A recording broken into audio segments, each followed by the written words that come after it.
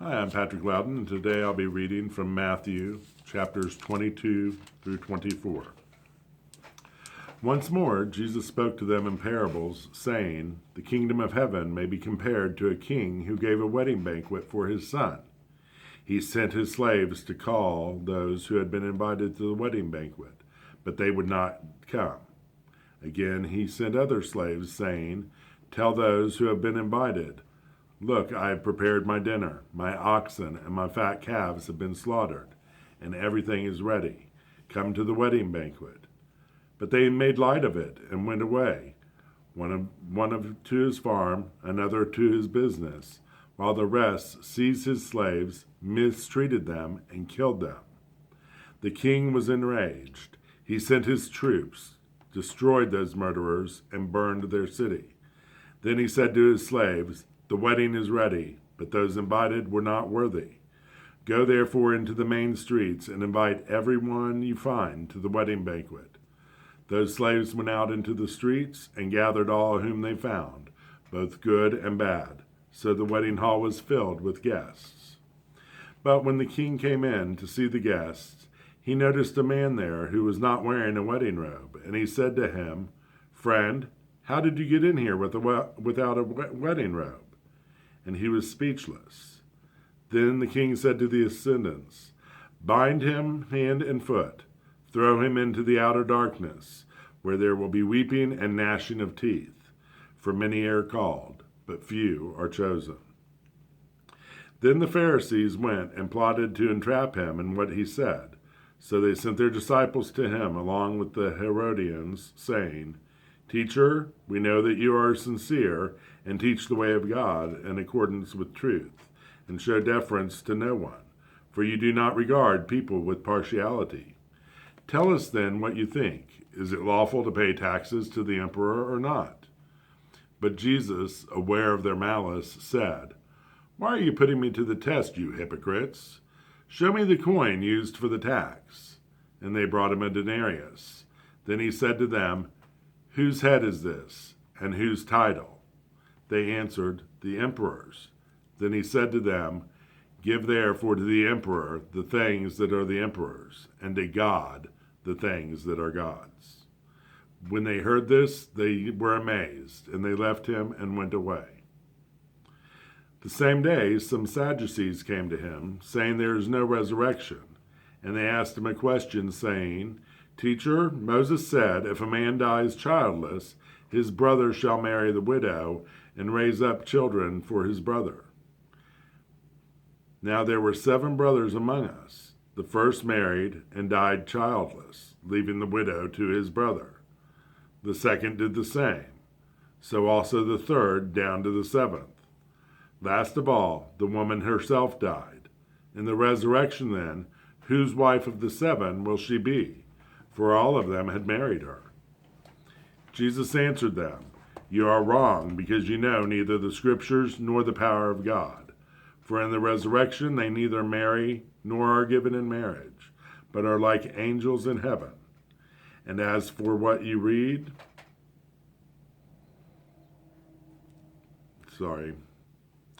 For in the resurrection they neither marry nor are given in marriage, but are like angels in heaven.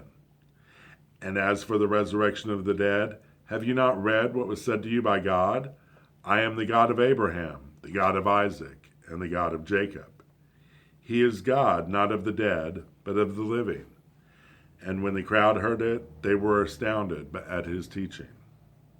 When the Pharisees heard that he had silenced the Sadducees, they gathered together, and one of them, a lawyer, asked him a question to test him. 'Teacher, which commandment in the law is the greatest?' He said to him, 'You shall love the Lord your God with all your heart, and with all your soul, and with all your mind. This is the greatest and first commandment. And the second is like it. You shall love your neighbor as yourself. On these two commandments hang all the law and prophets.' Not while the Pharisees were gathered together, Jesus asked them this question, 'What do you think of the Messiah? Whose son is he?' They said to him, 'The son of David.'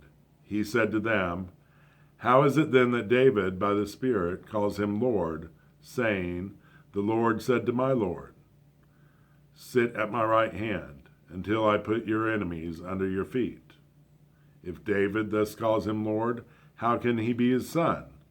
No one was able to give him an answer, nor from that day did anyone dare to ask him any more questions. Chapter 23.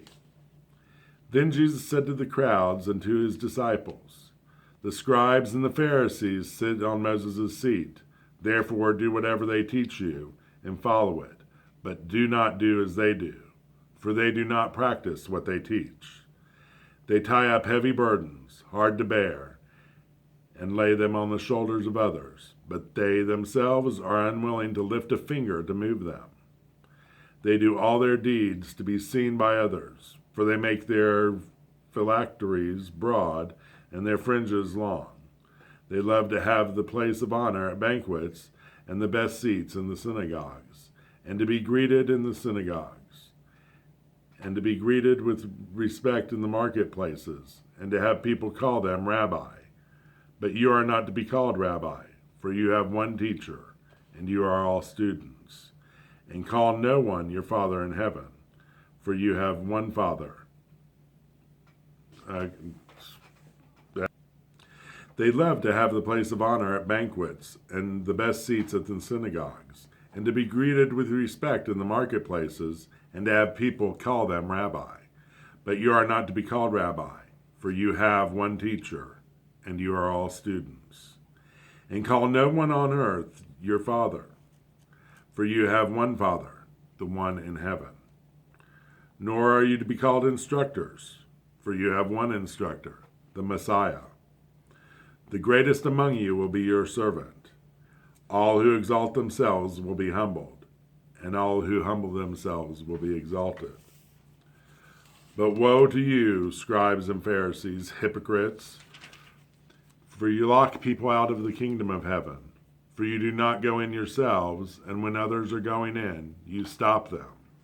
Woe to you, scribes and Pharisees, hypocrites, for you cross sea and land to make a single convert, and you make the new convert twice as much a child of hell as yourselves. Woe to you, blind guides, who say, whoever swears by the sanctuary is bound by nothing, but whoever swears by the gold of the sanctuary is bound by the oath. You blind fools, for which is greater, the gold or the sanctuary that has made the gold sacred? And you say, whoever swears by the altar is bound by nothing, but whoever swears by the gift that is on the altar is bound by the oath. How blind you are! For which is greater, the gift or the altar that makes the gift sacred? So whoever swears by the altar swears by it, and by everything on it. And whoever swears by the sanctuary swears by it, and by the one who dwells in it. And whoever swears by heaven swears by the throne of God, and by the one who is seated upon it. Woe to you, scribes and Pharisees, hypocrites, for you tithe mint, dill, and cumin, and have neglected the weightier matters of the law, justice and mercy and faith. It is these you ought to have practiced without neglecting the others. You blind guides, you strain out a gnat, but swallow a camel. Woe to you, scribes and Pharisees, hypocrites, for you clean the outside of the cup and of the plate, but inside they are full of greed and self-indulgence. You blind Pharisees, first clean the inside of the cup, so that the outside also may be clean. Woe to you, scribes and Pharisees, hypocrites, for you are like whitewashed tombs, which on the outside look beautiful, but inside they are full of bones of the dead, and of all kinds of filth. So you also on the outside look righteous to others, but inside you are full of hypocrisy and lawlessness. Woe to you, scribes and Pharisees, hypocrites, for you build the tombs of the prophets and decorate the graves of the righteous. And you say, if we had lived in the days of our ancestors, we would not have been taking part with them in the shedding the blood of the prophets. Thus you testify against yourselves that ye are descendants of those who murdered the prophets. Fill up, then, the measures of your ancestors. You snakes, you brood of vipers, how can you escape being sentenced to hell? Therefore I send you prophets, sages, and scribes, some of whom you will kill and crucify, and some you will flog in your synagogues and pursue from town to town, so that upon you may come all the righteous blood shed on earth, from the blood of righteous Abel to the blood of Zechariah, son of Berechiah, whom you murdered, between the sanctuary and the altar. Truly I tell you, all this will come upon this generation. Jerusalem, Jerusalem, the city that kills the prophets and stones those who are sent to it. How often have I described to gather your children together, as a hen gathers her brood under her wings, and you were not willing. See, your house is left to you desolate, for I tell you, you will not see me again until you say, Blessed is the one who comes in the name of the Lord. Okay. Chapter 24. As Jesus came out of the temple and was going away, his disciples came to point out to him the buildings of the temple. Then he asked them, You see all these, do you not? Truly I tell you, not one stone will be left here upon another. All will be thrown down. When he was sitting on the Mount of Olives, the disciples came to him privately, saying, Tell us, when will this be? And what will be the sign of your coming, and of the end of the age? Jesus answered them, Beware that no one leads you astray. For many will come in my name, saying, I am the Messiah, and they will lead many astray. And you will hear of wars and rumors of wars. See that you are not alarmed, for this must take place, but the end is not yet. For nations will rise against nation, and kingdom against kingdom, and there will be famines and earthquakes in various places. All this is but the beginning of the birth pangs. Then they will hand you over to be tortured, and will put you to death, and you will be hated by all nations because of my name. Then many will fall away, and they will betray one another and hate one another. And many false prophets will arise and lead many astray. And because of the increase of lawlessness, the love of many will grow cold. But the one who endures to the end will be saved. And this good news of the kingdom will be proclaimed throughout the world as a testimony to all the nations, and then the end will come.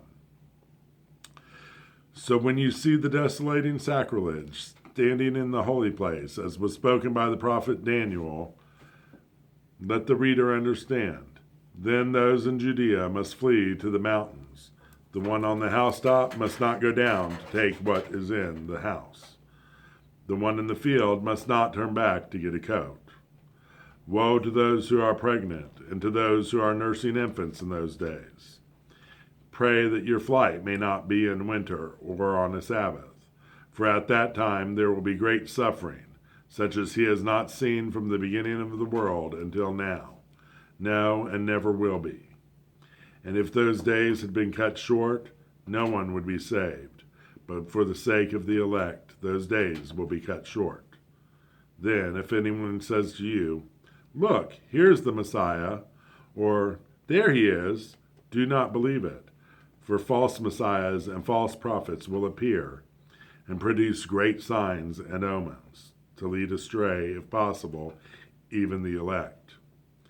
Take note, I have told you beforehand. So if they say to you, Look, he is in the wilderness, do not go out. If they say, Look, he is in the inner rooms, do not believe it. For as the lightning comes from the east and flashes as far as the west, so will be the coming of the Son of Man. Wherever the corpse is, there the vultures will gather. Immediately after the suffering of those days, the sun will be darkened, and the moon will not give its light.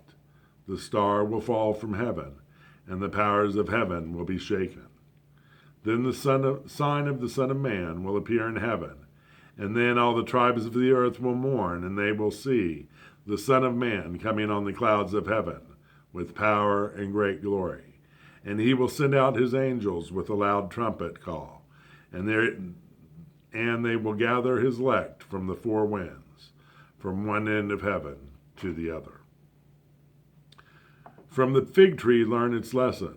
As soon as its branches become tender and puts forth its leaves, you know the summer is near. So also, when you see all these things, you know that he is near, at the very gate. Truly I tell you, this generation will not pass away until all these things have taken place. Heaven and earth will pass away, but my words will not pass away. But about the day and hour no one knows, neither the angels of heaven nor the Son, but only the Father. For as the days of Noah were, so will be the coming of the Son of Man. For as in those days before the flood, they were eating and drinking, marrying and giving in marriage, until the day Noah entered the ark, and they knew nothing until the flood came and swept them all away. So too will be the coming of the Son of Man. Excuse me, sorry. And they knew nothing until the flood came and swept them all away. So too will be the coming of the Son of Man. Then two will be in the field. One will be taken, and one will be left. Two women will be grinding meal together. One will be taken, and one will be left. Keep awake, therefore, for you do not know on what day your Lord is coming. But understand this. If the owner of the house had known in what part of the night the thief was coming, he would have stayed awake and would not have let his house be broken into. Therefore, you also must be ready, for the Son of Man is coming at an unexpected hour. Who then is the faithful and wise slave whom his master has put in charge of his household to give the other slaves their allowance of food at the proper time? Blessed is that slave whom the master will find at work when he arrives. Truly, I tell you, he will put that one in charge of all his possessions. But if that wicked slave says to himself, "My master is delayed," and he begins to beat his fellow slaves and eats and drinks with drunkards, the master of that slave will come on a day when he does not expect him, and in an hour that he does not know. He will cut him in pieces and put him with the hypocrites, where they will be weeping and gnashing of teeth.